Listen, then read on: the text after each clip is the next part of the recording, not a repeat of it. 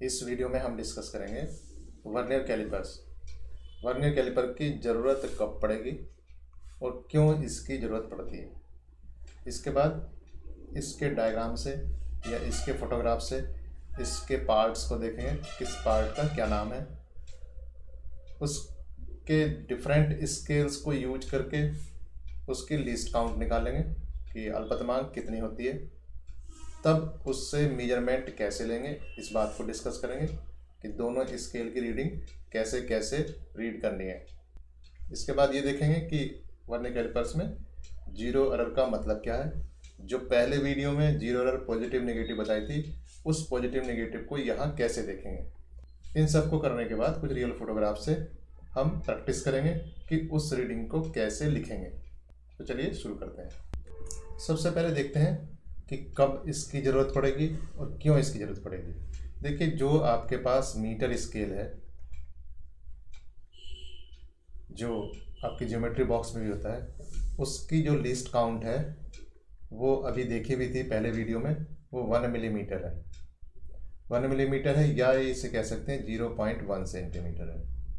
तो इसका मतलब है कि उसमें 2.3 सेंटीमीटर ये रीडिंग आ सकती है, 2.4 सेंटीमीटर ये रीडिंग आ सकती है। लेकिन उसमें अगर कहूँ कि 2.36, तो ये ऑब्जर्वेशन ना तो उससे ली जा सकती है, मतलब ना तो इतनी लंबाई की कोई लाइन उससे खींच सकते हैं, या पहले से खींची हुई कोई लाइन है जिसकी लेंथ 2.36 सेंटीमीटर है, ना उसे मेजर कर सकते हैं। तो अगर इतनी लंबी लाइन है भी तो आप या तो ये लिखेंगे या ये लिखेंगे, मतलब लिस्ट काउंट से कम नहीं कर सकते। अब देखिए, इसे इस तरीके से समझ सकते हैं कि आपके पास अगर 10 सेंटीमीटर की लाइन है और उसकी लिस्ट काउंट है 0.1 सेंटीमीटर, इसका मतलब उसमें 10.0, 10.1, 10.2, तो इतना डिफरेंस होगा। तो 10 सेंटीमीटर में 0.1 की जो लिस्ट काउंट है, तो ये आपका परसेंटेज अगर निकालूंगा तो 0.1/10 इंटू 100, तो ये आपका 1% हो जाएगा। लेकिन अगर आप 1 सेंटीमीटर की लाइन ही खींच रहे हैं और उसमें फिर इससे मेजर कर रहे हैं 0.1 सेंटीमीटर से, तो आपका 0.1/1 सेंटीमीटर इंटू 100, ये 10% हो जाएगा। तो इसमें होता क्या है, जैसे जैसे आप रीडिंग को कम करते जाएंगे या लाइन की लंबाई कम करेंगे, आपका प्रिसीशन ये यहाँ कम होता चला जाएगा, आपकी एक्यूरेसी घट जाएगी। मतलब आपके पास कोई मोटा सामान है, कोई बॉक्स है जिसका 10 सेंटीमीटर है इसकी लेंथ, तो आप मीटर स्केल से नापेंगे तो आप लिख सकते हैं।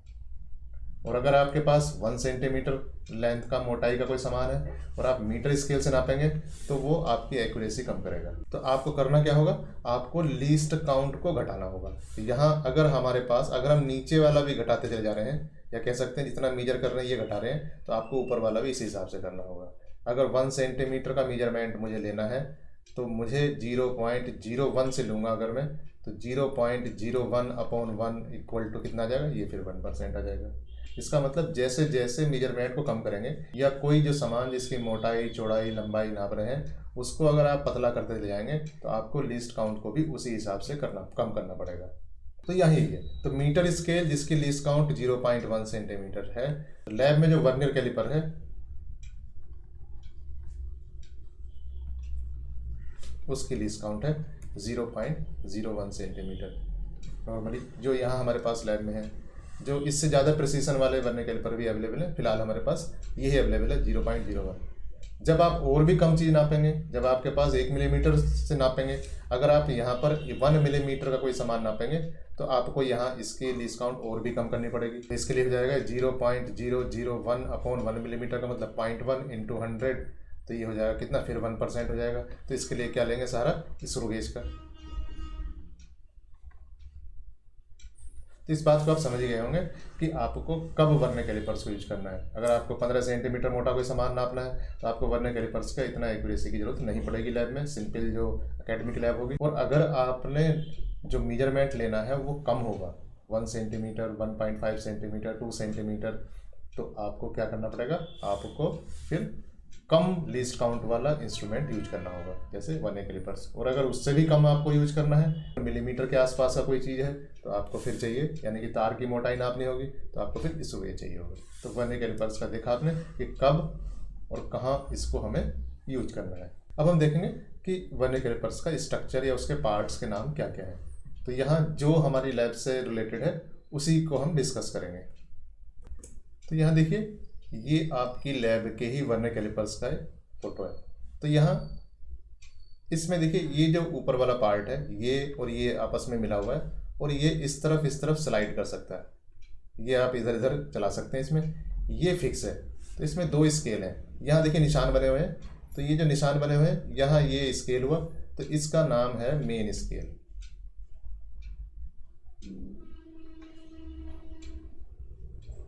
या मुख्य पैमाना।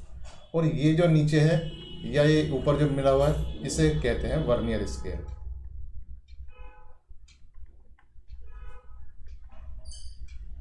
तो ये कह सकते हैं कि मेन स्केल फिक्स्ड है और वर्नियर स्केल उसके ऊपर फिसल रहा है, या कह सकते हैं स्लाइड कर रहा है। तो जिस भी चीज की मोटाई हमें नापनी होगी उसे हम इन 2 जॉ या जबड़े के बीच में रख देंगे। तो यहाँ उसके बीच में रखकर इसे इधर खिसका देंगे, तो ये इसके बीच में फिक्स हो जाएगा। इसकी मोटाई नापेंगे। ये जो ऊपर लिखे हुए हैं इसके सीन की तरह, ये इस किसी चीज़ का इनर डायमीटर या अंदर वाला व्यास नापने के काम आता है, जिसका फिलहाल हमें यहाँ ज़रूरत नहीं है। पीछे जो निकल रहा है ये भी कम ज़्यादा होगा। इसको किसी की डेप्थ नापनी है तब इसका यूज हो सकता है, तो इसका भी हमारा यहाँ फ़िलहाल यूज नहीं है। तो हम इसकी डिस्कशन करेंगे कि हम यहाँ पर रख देंगे। कोई भी इंस्ट्रूमेंट जब हैंडल करेंगे तो सबसे पहला काम है कि उसकी लीस्ट काउंट कितनी है, क्योंकि हमने पहले वीडियो में देखा था कि कोई भी ऑब्जर्वेशन होगा तो वो लीस्ट काउंट का मल्टीपल ही होगा। तो पहले देखना कि इसकी लीस्ट काउंट कितनी है। तो लीस्ट काउंट देखते हैं। तो लीस्ट काउंट देखते हैं। लीस्ट काउंट निकालने के लिए हमने इसे क्या किया, इसे इधर खिसकाया और इसे यहाँ पहुँचा दिया, मिला दिया। मिलाने के बाद हमने यहाँ देखते हैं अलग अलग स्केल पर क्या है। तो ये मेन स्केल है। तो मेन स्केल यहाँ पर है। मेन स्केल में निशान देखते हैं। तो ये मेन स्केल है और ये आपके वर्नियर स्केल है। यहाँ पर भी कुछ निशान बने हुए हैं।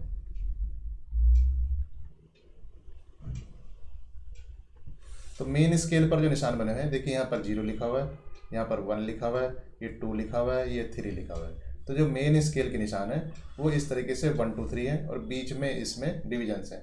तो ये स्केल वैसा है जैसा कि आपका ज्योमेट्री बॉक्स का स्केल है या मीटर स्केल है। इसे कह सकते हैं सिमिलर टू मीटर स्केल। या हम कह सकते हैं इसमें जो डिविजन्स हैं, मतलब इसमें जो खाने बने हुए हैं उनकी चौड़ाई 1 मिलीमीटर है। ये डिविजन्स कह सकते हैं 1 मिलीमीटर के डिविजन्स हैं। और जो वर्नियर स्केल है, अब वर्नियर स्केल को अगर हम इसे यहाँ देखें कि कैसे है, इसमें लाइन बनी हुई है, कोई भी नंबर नहीं लिखा हुआ। तो हम इसकी लाइन को देखते हैं कि लाइन कितनी है। तो हमें क्या क्या देखना है इसमें वर्नियर स्केल में, कि लाइन के नंबर कितना है, नंबर एक बात, डिविजन्स कितने हैं, और जो डिविजन्स हैं उनकी चौड़ाई यानी खानों की चौड़ाई या डिविजन्स की विड्थ कितनी है।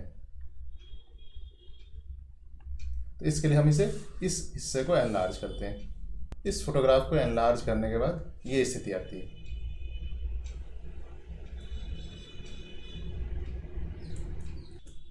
इस फोटोग्राफ को एनलार्ज करने के बाद ये पोजीशन आती है। इसमें ये देखिए, यहाँ पर अगर मैं लाइन को काउंट करता हूँ तो 1 2 3 4 5 6 7 8 9 10 11। तो ये लाइन कितनी हुई, 11 लाइन इस पर खींची हुई है। इन लाइन में कहीं भी नंबरिंग नहीं दी हुई है। और डिवीजन मतलब खाने, जब 2 लाइन कहीं मैं खींचूंगा तो 1 डिवीजन होगा, 3 लाइन खींचूंगा तो 2 डिवीजन होंगे, 4 लाइन खींचूंगा 3 डिवीजन होंगे। इसका मतलब डिविजन्स कितने होंगे, ये 10 डिविजन्स होंगे। तो 11 लाइन इस पर मिलेंगे आपको और 10 डिवीजन होंगे। अब बात आती है इनकी विड्थ कितनी है, यानी कि इनकी चौड़ाई कितनी है। तो इनकी चौड़ाई यहाँ पर लिखी हुई कुछ नहीं है, लेकिन मेरे पास जो दूसरा स्केल है ये मीटर स्केल है। तो ये चूंकि मीटर स्केल है और इसकी चौड़ाई दी हुई है, यहाँ से यहाँ तक कितना है 1 सेंटीमीटर है, और ये यहाँ से यहाँ तक कितना है, ये आपका 1 सेंटीमीटर है। या कह सकते हैं इसमें 10 डिवीजन है तो छोटा डिवीजन 1 मिलीमीटर का है।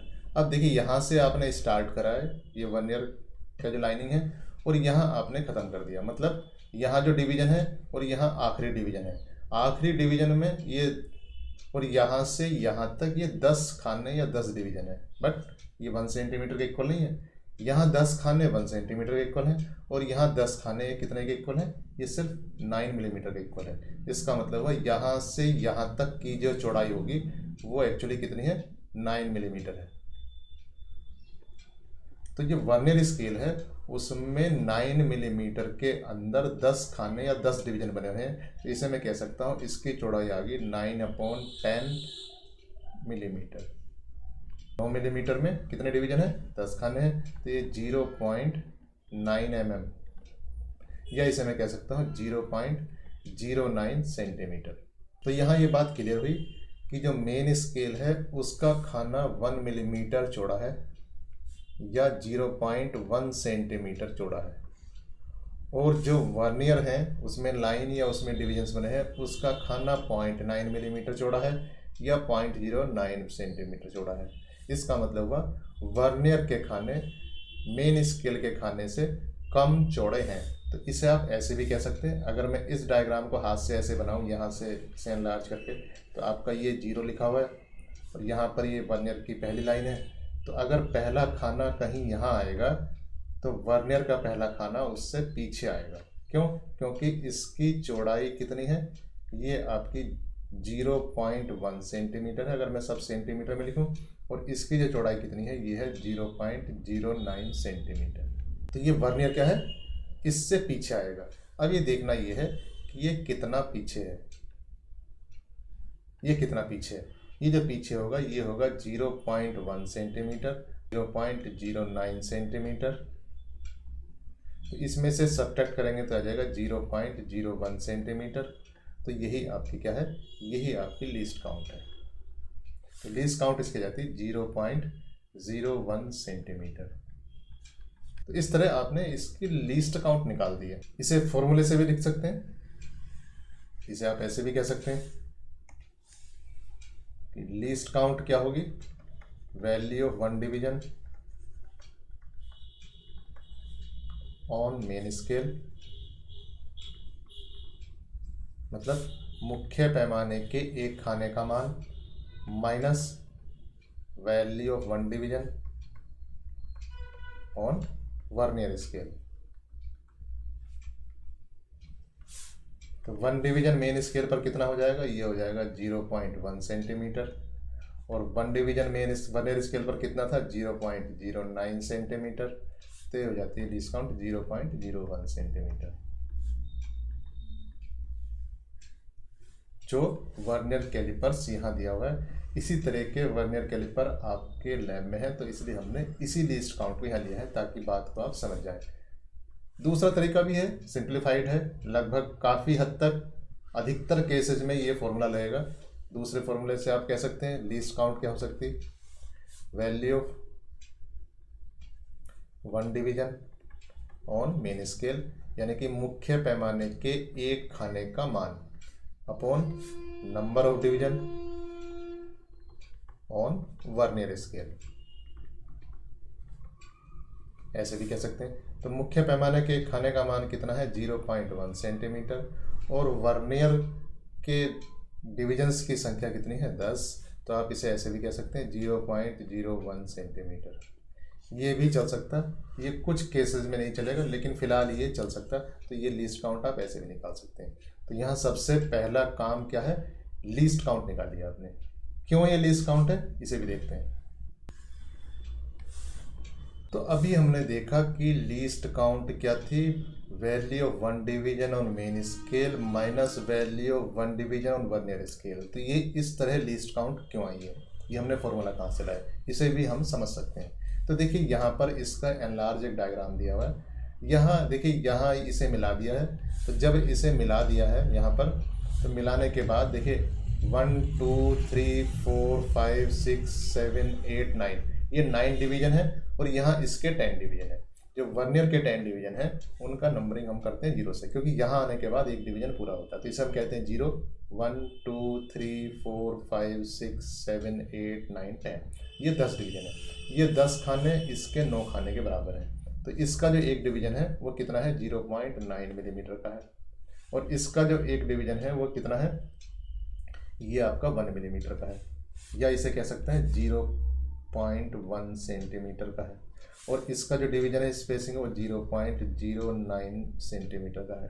तो इनके बीच में, या कह सकते हैं ये इस वाले से कितना पीछे है, ये 0.1 मिलीमीटर या 0.01 सेंटीमीटर पीछे है।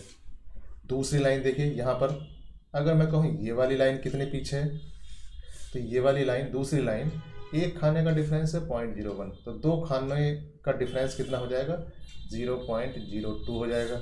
तीसरी वाली लाइन कितनी पीछे है, ये हो जाएगी 0.03 पीछे हो जाएगी। चौथी लाइन कितनी है, ये हो जाएगी 0.04 पीछे हो जाएगी। पांचवी लाइन कितने पीछे हो जाएगी, 0.05 हो जाएगी।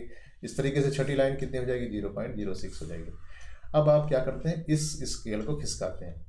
अगर मैं थोड़ा सा इसे खिसकाऊं और ये लाइन इसकी सीध में आ जाए तो कितना खिसका हुआ माना जाएगा, ये माना जाएगा 0.01 सेंटीमीटर खिसका हुआ माना जाएगा।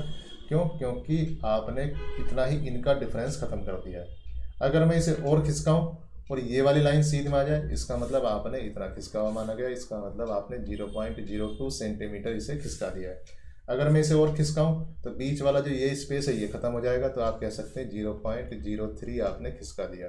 इस तरीके से और खिसकाऊं मैं, अगर ये वाली लाइन इसके सीध में आ जाए तो आप कह सकते हैं 0.04 सेंटीमीटर इसे खिसका दिया। तो इसको मैं कितना कितना खिसका रहा हूँ, जब मैं उसको रीडिंग को पढ़ पा रहा हूँ तो इसको मैं 0.01 सेंटीमीटर, 0.02 सेंटीमीटर, 0.03 सेंटीमीटर, इसको खिसकाते हुए मैं कितने कितने के स्टेप्स ले रहा हूँ। ये मिनिमम जो स्टेप्स पे 0.01 सेंटीमीटर है, तो यही इसकी लीस्ट काउंट होगी। इसका रिवर्स देख सकते हैं। इसका रिवर्स देखिए, अभी मैंने कहा कि मैंने इसे खिसकाया, पहली लाइन मिली, जब फर्स्ट लाइन मिल रही थी, जब लाइन 1 का स्पेसिंग ख़त्म हो गया था तब रीडिंग आपकी थी 0.01। जब लाइन 2 मिल रही थी तब आपकी 0.02। जब लाइन 3 मिल रही थी तब आपने कहा कि 0.03। जब आपकी लाइन 4 मिल रही थी तब आपने कहा 0.04। तो ये डिजिट उसके बाद का है। यहाँ तक की रीडिंग जो है ये मेन स्केल देगा, और ये वाली रीडिंग कौन देगा, वर्नियर स्केल देगा। कितना खिसकाया ये इससे पता चल रहा है कि मेरी कौन सी लाइन मिली हुई है। तो अगर कोई लाइन का स्पेसिंग मेन स्केल और वर्नियर स्केल के बीच में ख़त्म हो जाता है तो उससे मैं ये रीडिंग ले सकता हूँ। अब देखते हैं मेजरमेंट कैसे लेना है। तो मेजरमेंट के लिए हमारे पास यहाँ पर 2 स्केल हैं। एक स्केल का नाम है मेन स्केल और दूसरे स्केल का नाम है वर्नियर स्केल। जैसा कि अभी आपने देखा कि मेन स्केल में जो रीडिंग्स हैं वो सेंटीमीटर्स की हैं, तो मेन स्केल जो रीडिंग देगा वो सेंटीमीटर देगा, और वर्नियर स्केल में जो ऑब्जर्वेशन है वो नंबर देगा। वो नंबर बताएगा कि सेंटीमीटर कितने हैं। अगर पहला नंबर है, नंबर 1 है डिवीजन, तो सेंटीमीटर 1। अगर नंबर 2 है, इसका मतलब नंबर को हमें मल्टीप्लाई करना होगा 0.01 से, तब ये क्या आएगा, इसमें सेंटीमीटर आएगा। और इन दोनों का टोटल निकालेंगे तो ये आपकी ऑब्जर्वेशन हो जाएगी। कैसे होगी, इसे एक डायग्राम से देखते हैं, उसके बाद रियल एग्जाम्पल करेंगे। अब देखिए, जैसा कि पहले डिस्कस कर ही चुके हैं कि मेन स्केल का जो डिवीजन है वो वर्नियर स्केल के डिवीजन के साइज के बराबर नहीं है। वर्नियर स्केल का डिवीजन पतला है और मेन स्केल का डिवीजन चौड़ा है। तो इसका मतलब ये हुआ कि ये लाइन सारी आमने सामने नहीं आएंगी। अब अगर हम ऐसे कहें, वर्नियर और मेन स्केल जहाँ पर मिल रहे थे उसको एनलार्ज करके हमने ऐसे बना दिया है या उसको ऐसे देखा, तो इसका मतलब क्या है। देखिए यहाँ, देखिए जो मेन स्केल है उसमें नंबरिंग दी रहती है 4, 5, 6 सेंटीमीटर। तो आप आराम से कह सकते हैं कि 4 है, ये इसकी वैल्यू कितनी है, ये है 4.1। ये दूसरी लाइन है, ये है 4.2। तीसरी लाइन 4.3, ये 4.4। तो ये लाइन है 4.3 और ये लाइन है 4.4। इस तरीके से 4.5, 4.6। बट यहाँ पर कोई नंबर दिए हुए नहीं रहते, तो इन्हें हम अपने आप नंबरिंग दे देंगे। कितना, 0 से स्टार्ट करेंगे, 0, 1, 2, 3, 4, 5, 6, 7, 8, 9, 10। तो इन सब को हम अपने आप नंबर कर देंगे 0 से 10 तक, क्योंकि यहाँ पर लाइन 1 है बट जो डिवीजन है खाना वो 0 है। तो हम डिवीजन के नंबरिंग दे रहे हैं, क्योंकि यहाँ आने के बाद 10 डिवीजन हो रहे हैं। अब हम कैसे रीडिंग लेंगे, हमें पहले देखना है मेन स्केल की रीडिंग।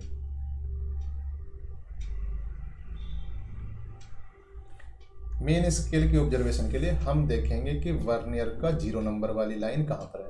तो देखिए यहाँ वर्नियर की 0 नंबर वाली लाइन ये 4.3 से आगे और 4.4 के पीछे है। इसका मतलब क्या है, 4.3 और 4.4 सेंटीमीटर के बीच में है।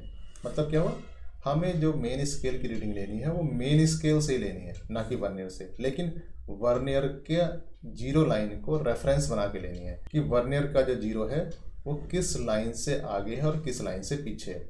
इसका मतलब क्या हुआ, इसके जो जॉ के बीच में आपने सामान रख रखा है वो 4.3 सेंटीमीटर से मोटा है बट 4.4 सेंटीमीटर से पतला है।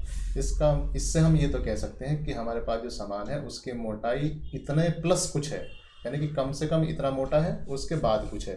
तो ये यहाँ तक की जो लंबाई है इसे कहेंगे आप 4.3। यहाँ तक तो पूरा ये 4.3 है और इतना जो आगे है ये आपको वर्नियर बताएगा। तो फिलहाल इसके हम मेन स्केल की जो रीडिंग होगी वो कितनी हो जाएगी, 4.3, क्योंकि ये 4.3 से आगे है। तो किन 2 खानों के बीच में होगा उसकी वैल्यू उतनी लिख देंगे, पहली वाली वैल्यू 4.3। अब देखेंगे वर्नियर।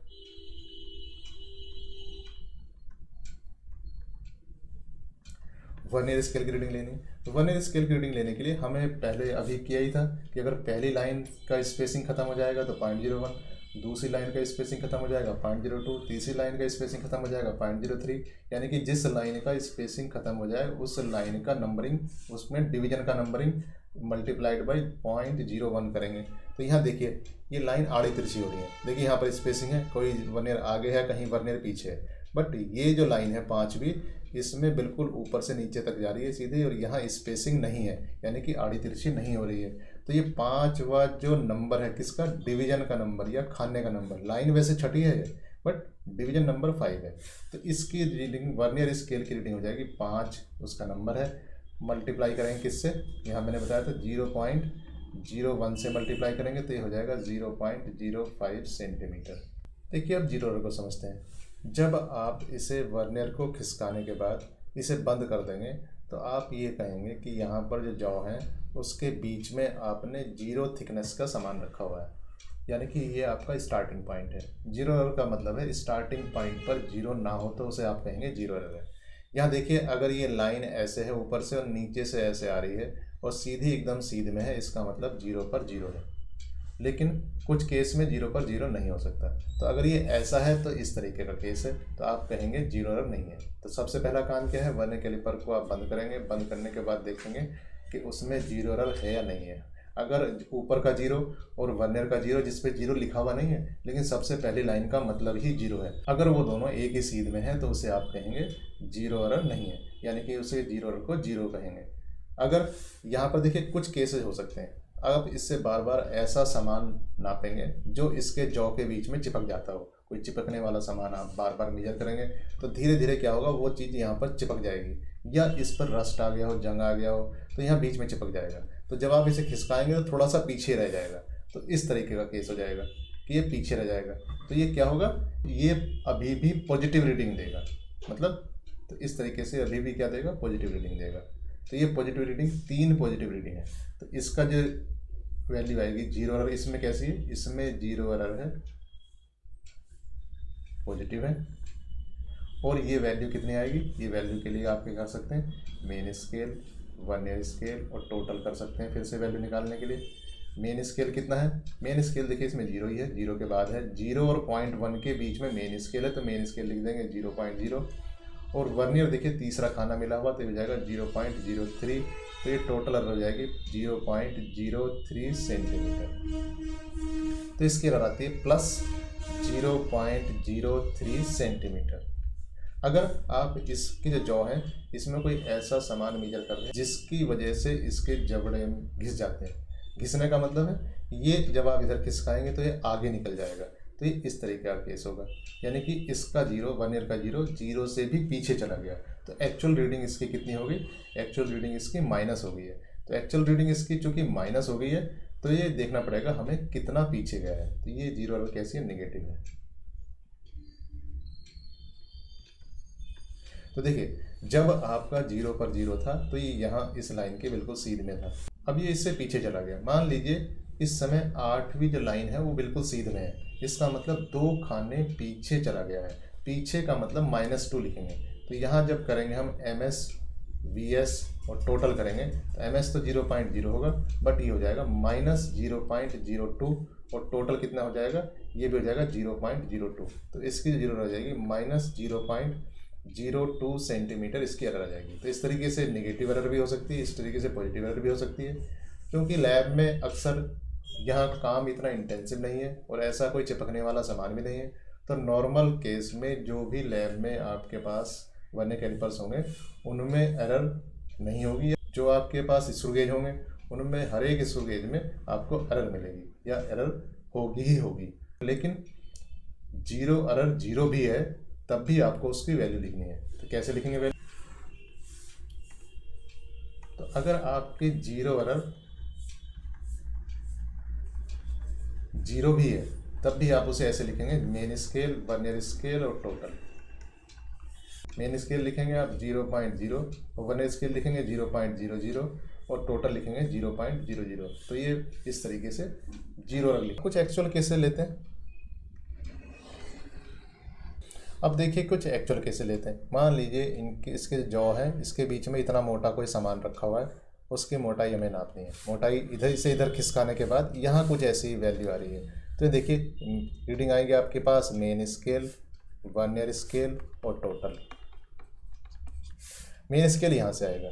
अगर आप ऊपर यहाँ देखते हैं तो ये है 0, ये 1 सेंटीमीटर, ये 2 सेंटीमीटर, ये 2.1 सेंटीमीटर, ये 2.2 सेंटीमीटर, ये 2.3 सेंटीमीटर, ये 2.4 सेंटीमीटर।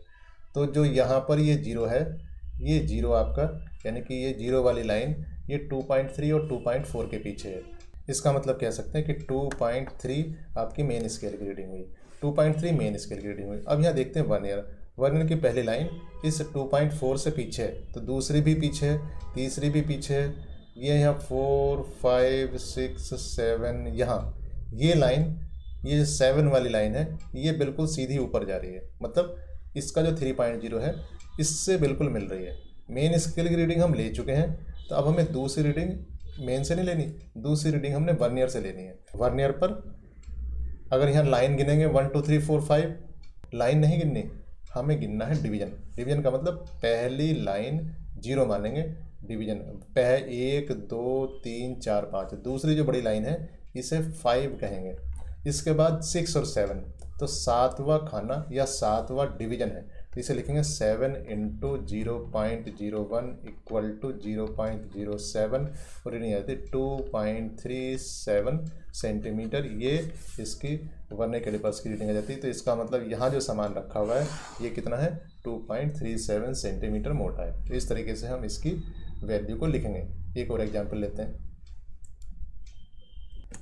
देखिए यहाँ देखते हैं, ये यहाँ पर देखिए ये मेन स्केल है और ये आपका वर्नियर स्केल है। तो मेन स्केल की रीडिंग पहले देखते हैं। तो यहाँ लिख देते हैं मेन स्केल, वर्नियर स्केल और टोटल।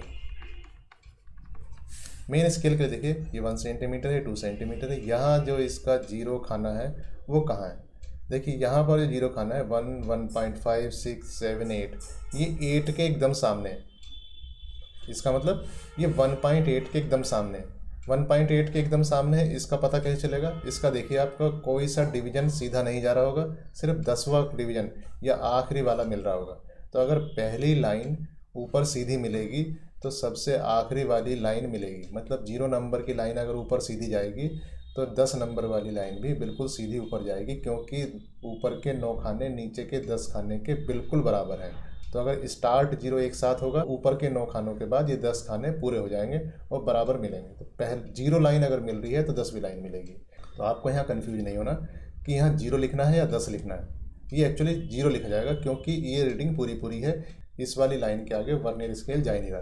तो ये 1.8 सेंटीमीटर हो जाएगा। क्या? ये आपका मेन स्केल हो जाएगा 1.8 सेंटीमीटर। और ये चूँकि आगे 0 ही मिल रहा है या 10 मिल रहा है तो 0 ही माना जाएगा, तो इसे लिख देंगे 0.00, तो हो जाएगा 1.80 सेंटीमीटर। तो ये 1.8 सेंटीमीटर, 0 सेंटीमीटर और 1.80 सेंटीमीटर। तो अगर कहीं ऐसा केस है कि आपकी 0 लाइन या वही लाइन मिल रही है, 10वीं लाइन मिल रही है, तो उसे आप 0 लिखेंगे और 0.00, तो 1.80 सेंटीमीटर उसकी ऑब्जर्वेशन हो जाएगी। आगे देखते हैं। ये एग्जाम्पल लीजिए। अगर यहाँ इतनी मोटाई का सामान यहाँ पर रखा हुआ है तो देखिए यहाँ पर क्या हो जाता है, यहाँ पर रीडिंग हो जाएगी। तो रीडिंग वैसे ही होगी, मेन स्केल, वर्नियर स्केल और टोटल। तो मेन स्केल देखिए कहाँ पर है, तो चूँकि वर्नियर की जो जीरो लाइन है वो 3.1 से आ गया, 3.2 के पीछे है, तो ये हो जाएगा 3.1 सेंटीमीटर। और वर्नियर स्केल का देखिए, क्योंकि 3.1 से थोड़ी आगे, तो ये आसपास वाली कोई लाइन ही पूरी की पूरी मिल रही होगी। तो यहाँ देखिए, अगर हम गौर से देखें तो ये 0 नंबर की लाइन है, ये 1 नंबर की लाइन है, ये 2 नंबर की लाइन है और ये 3 नंबर की लाइन है। तो 3 वाली जो लाइन है सीधी ऊपर मिल रही है, तो 3 वाली लाइन सीधी ऊपर मिल रही है, तो यहाँ लिख देंगे 3 × 0.01 equal to 0.03 equal to 3.13 centimetre. तो इस तरीके से ये किसकी रीडिंग हो जाती है, ये इसकी मोटाई की रीडिंग हो जाती है 3.13 सेंटीमीटर। अब देखते हैं कि अगर हमारे पास जीरो एरर है और ये ऑब्जर्वेशन है तो करेक्टेड ऑब्जर्वेशन को कैसे लिखेंगे, कैसे टेबलेट करेंगे। अब ये बताते हैं कि ऑब्जर्वेशन टेबल में कैसे लिखेंगे। तो ऑब्जर्वेशन टेबल में कोई भी इंस्ट्रूमेंट अगर यूज करेंगे, सबसे पहले बात आएगी लीस्ट काउंट। तो ये बात आएगी पहले कि लीस्ट काउंट। तो लीस्ट काउंट अगर 1 कैलिपर्स की होगी तो लीस्ट काउंट इक्वल टू हो जाएगी 0.01 सेंटीमीटर। इसके बाद आएगी जीरो एरर। अब जीरो एरर के लिए हम फिर से टेबल बना सकते हैं सहारा लेने के लिए, कि मेन स्केल, वर्नियर स्केल और टोटल।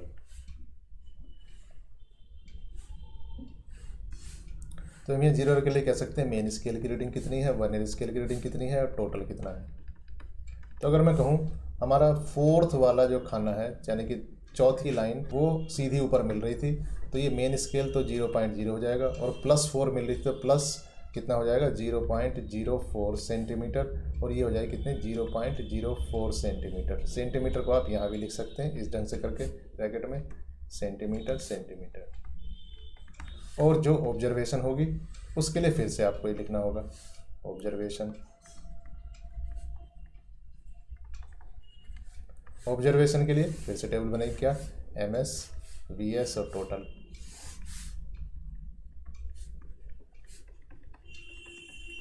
तो जो भी आपकी ऑब्जर्वेशन थी, अभी जो ऑब्जर्वेशन थी, अगर 3.1 इंटू कितना 0.03, तो ये 3.13 सेंटीमीटर।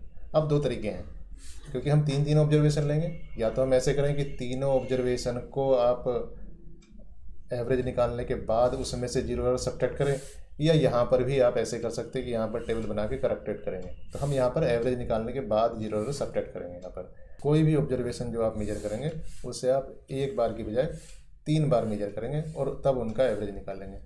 तो अगर आप इसे बार बार निकाल रहे हैं तो 3.1 मेन स्केल तो आपका कभी चेंज नहीं होगा, 3.1 भी कभी चेंज नहीं होगा। ये हो सकता है कि आपने बार बार उसे सेट करेंगे तो आपको कभी दूसरे नंबर की लाइन दिखाई दे मिलती हुई, कभी तीसरे नंबर की दिखाई दे सकती, कभी चौथे नंबर की दिखाई दे, उसके आसपास की लाइन आपको मिलती हुई दिखाई दे सकती, क्योंकि ये स्लाइडिंग स्केल है। तो 0.02 भी आ सकती कभी वैल्यू आपकी, 0.04 भी आ सकती है, तो 3.12 भी आ सकती है वैल्यू, और ये कितनी आ सकती है 3.14 भी आ सकती है। सब चीज़ें किस में है, ये सेंटीमीटर में है, ये भी सेंटीमीटर में है, ये भी सेंटीमीटर में है।